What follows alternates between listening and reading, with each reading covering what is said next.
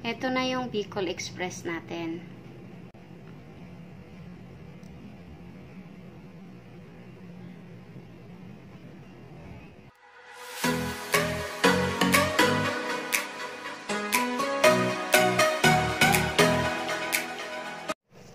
Hello guys! Welcome sa Pagkaing Pinoy. Magluluto tayo ngayon ng Bicol Express. Ito yung ating pork. Nahugasan na natin to.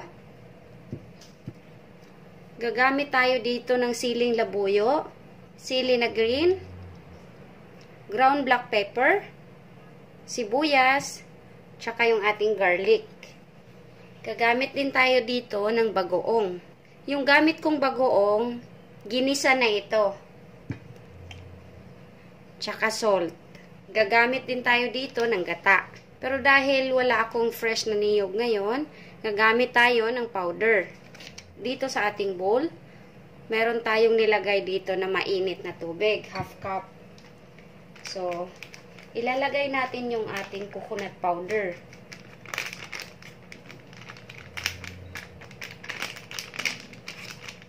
Ayan.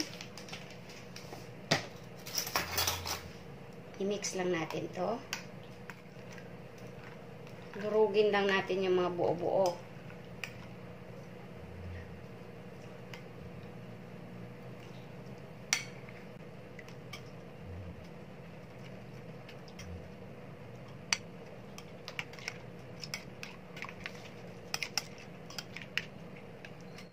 Pero mas mainam kung meron tayong fresh na niyog. Painitin lang natin yung cooking pot natin.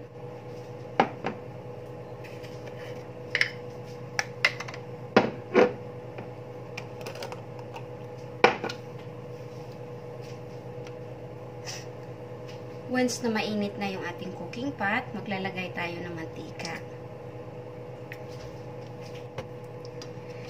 Ngayong mainit na yung ating mantika, ilagay natin yung garlic.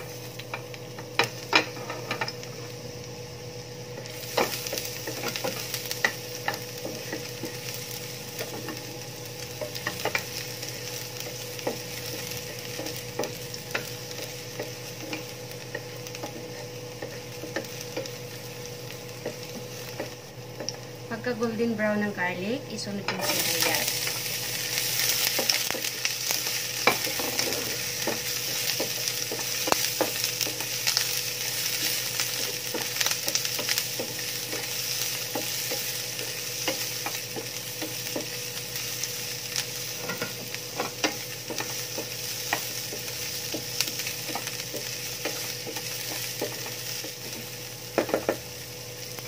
Ilagay rin natin yung ating ground black pepper.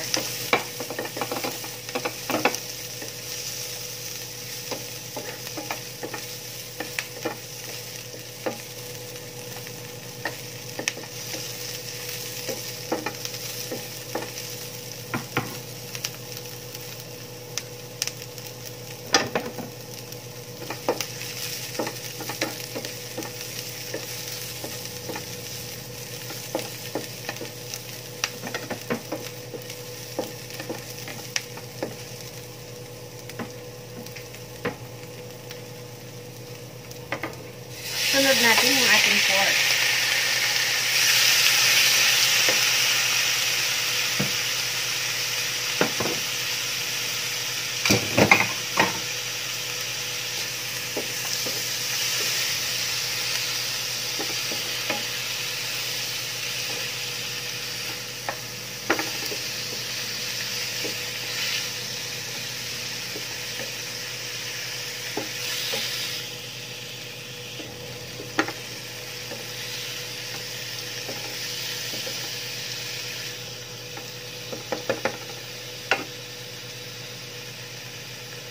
Lagay natin sa medium yung ating apoy. Maglagay ng konting salt.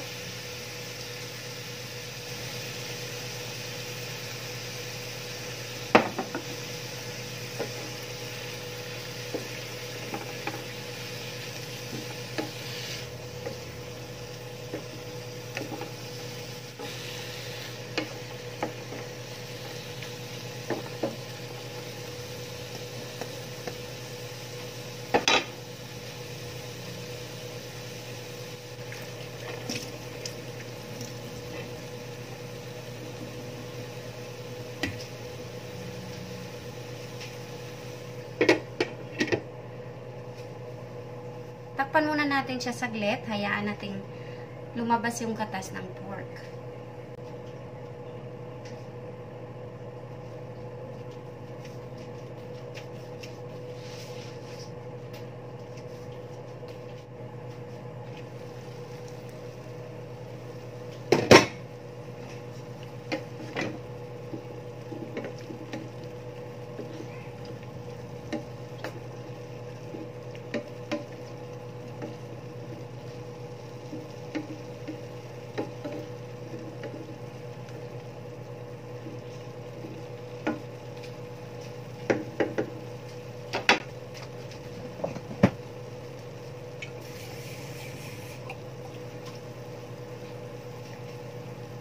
Maglagay lang ng 1/2 cup of water. Palambutin lang ang pork ng 30 minutes. After 25 minutes, ito na yung ating pork. Medyo may sabaw pa siya. Ayan.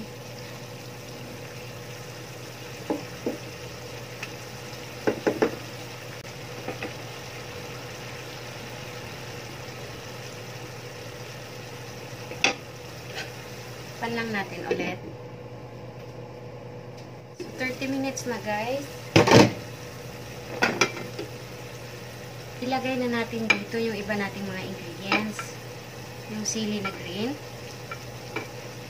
yung siling labuyo, at yung ating bagoong. Ayan.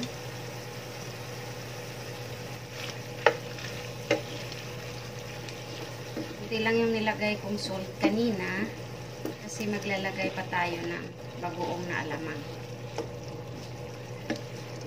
So this time, ibuhos na natin yung gata. Ayan.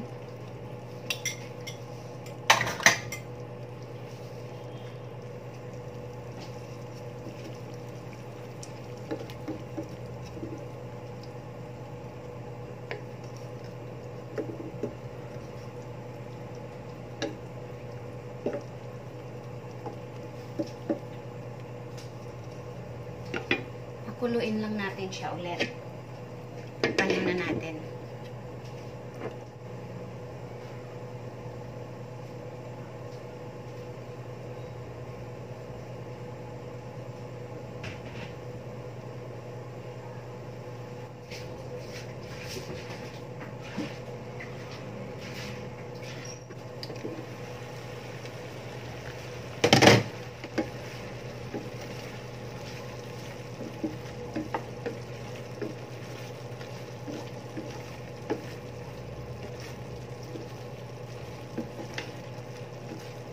Sakto na ito.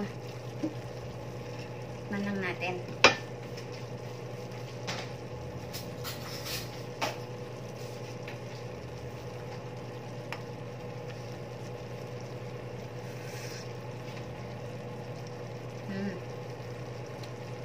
Wow, tama yung anghang, tama yung timpla, tama yung lasa. Turn off na natin yung apoy. Ayan na yung ating Bicol Express. Ayan.